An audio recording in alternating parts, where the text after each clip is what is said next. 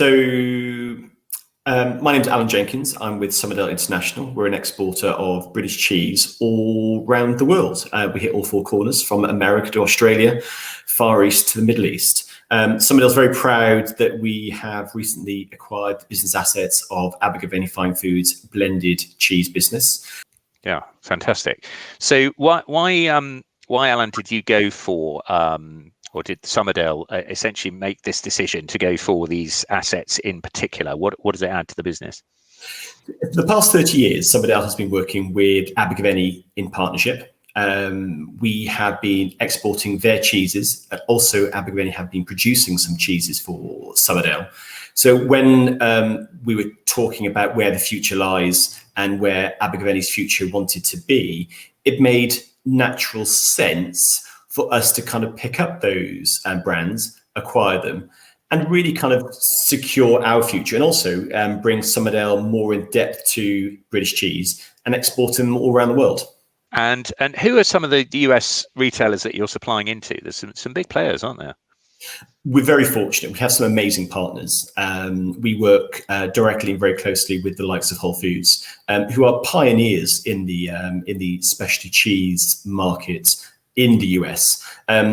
We've been very lucky to work with them for now about 10 years, and we supply them directly. And we work very hard to keep developing the specialty cheese British offering alongside them. Yeah, fantastic. So going forwards then, now this deal has been struck, and also separate to that, looking at Somerdale's business plan for, say, the next sort of 3 years, where do you feel the most potential lies in export markets? Where is your focus going to be? So our focus is going to be in North America, the Far East, and not just, everyone thinks of the Far East thinking it's just China. It's not. It's further afield, be it with Indonesia, be it Vietnam and Thailand, and then Australia. We're very fortunate where we have a team in each market.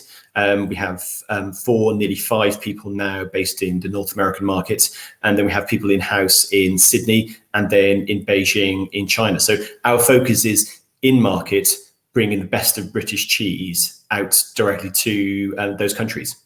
Yes. And you mentioned that it's not just obviously Somerdale. You actually kind of work across the piece with a number of very strong cheese producers across the UK. So it's a real kind of success story of collaboration. Who are some of the people you work with?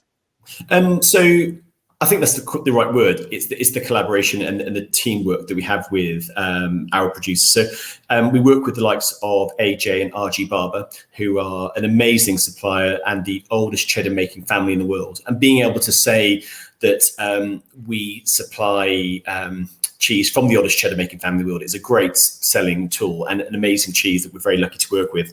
The likes of Joseph Healer, third generation Cheshire producer, an amazing producer now of great cheddars and then territorials. And then Cropwell Bishop. Cropwell Bishop are a third generation Blue Stilton producer. In my opinion, one of the best. Really are a great family owned, and they care, and the passion that they have in their Stilton is fantastic. And all the people I just mentioned, the passion is there. We're passionate about cheese. So are our customers, and we're very lucky to work with the likes of these people to kind of portray that passion across the world.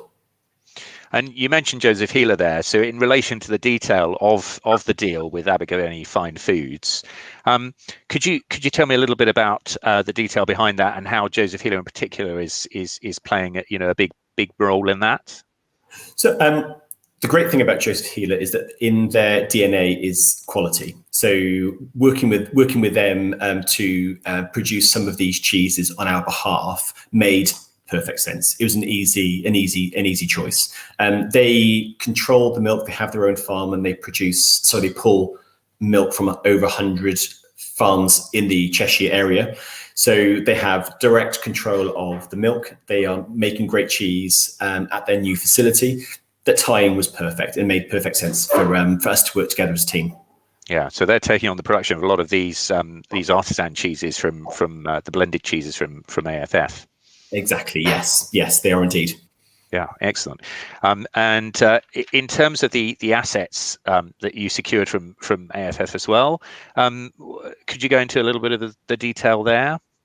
So working with the Abergavenny is, as I was saying, they were wanting to exit the blended cheese market. So it made sense for us to kind of buy the all the assets that were available. So be it from machinery, recipes, and trademarks, we took the whole. We decided to buy the whole lot, and we came to a very good agreement between the two companies that we then control the manufacturing of these. Whilst we won't manufacture ourselves, it made sense to work with the experts like Joseph Healer to produce these cheeses on our behalf. Yeah. Okay. So moving on from the deal then, and some of your kind of focus on the wider export market. When we think of exports, obviously the process of exports has become a lot more kind of front and center post January the 1st and the impact of the full impact of Brexit. How has the impact, particularly since the new year, how has that affected Somerdale's business? So there has been a few delays, and delays would be the right word. Everyone's worked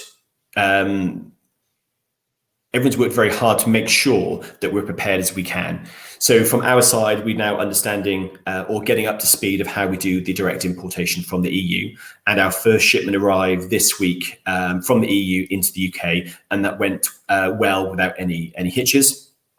In the next 2 weeks, we'll start exporting out to the EU for consolidation, and we're still getting up to speed on how that procedure works. But we understand how the procedure needs to work. We'll make sure we will have the correct paperwork there in place. The challenge that we all have, and I think this is from the company, our business, as well as the transportation side, is that we all got this information so late in the day. Now everyone's working tirelessly just to get up to speed, so we know how to kind of keep moving freight across borders as seamlessly as possible. Yes, I see. And I believe that the IT system may be causing initial headaches for customers and the people, your partners that you work with overseas. Would that be fair? Correct. So the challenge is that Brexit isn't a British change. Brexit affects Europe and affects the wider world also. So now when you're importing products into the EU, an EU-based company have to fill in some information online to certify and make sure that product flows through the UK border into the EU. So this insular look inwards of how does Britain now change with leaving the EU, that's the wrong way. That's just not the only way of looking at it. It's European companies importing product from the UK. How do they facilitate that as well? And that's a learning curve on both sides. Yes. Okay. And I gather in terms of the flow of raw materials, so particularly packaging, that there have been some issues there in terms of having to accommodate much larger timescales between putting the order in and actually getting what you require. Exactly. Yes. So there's been a number of challenges. I think, again, Brexit was challenging enough this year, and having COVID there as well has just exasperated a already challenging time. So yes, lead times on packaging grew hugely, and this was due to just a change in demand. I mean, the increase in online purchases has mean there's been a huge run on cardboard. Also, people stockpiling ready for Brexit, and so lead times increased from maybe 3 to 5 days on ordering raw materials, going up to 3 to 5 weeks. Yes, and yet what I find encouraging from you is a real sense that, despite these initial obstacles, actually, your focus remains doggedly on growth in exports. The company as a whole, is seeing growth, and there's a lot more potential out there. So, despite COVID and Brexit, how do you see the future of UK Food PLC? The UK is one of the best producers or best manufacturers of food in the world. We have some of the highest standards. We have some of the best skill sets, NPD, that there are to offer in the world. So our prospects are huge. I mean, they're fantastic. There's great, there should be good positivity. The challenge that we have is that we're not the only country wanting to export. So we have competition out there. but we do have some of the best standards out there. So we should be out there pioneering with the best of them. And so, yes, times are hard now, but 3 to 5 years down the line, I'm hoping that we all see some really good growth and prosperity. At Somerdale, we have seen good growth over the past 3 to 4 years. Very proud of being grown by about 40%. And we see that kind of continuing growth trajectory to continue. Fantastic. Okay. Well, Alan, thank you so much for joining us. This is Rod Addy for FoodMan Talks at Food Manufacture.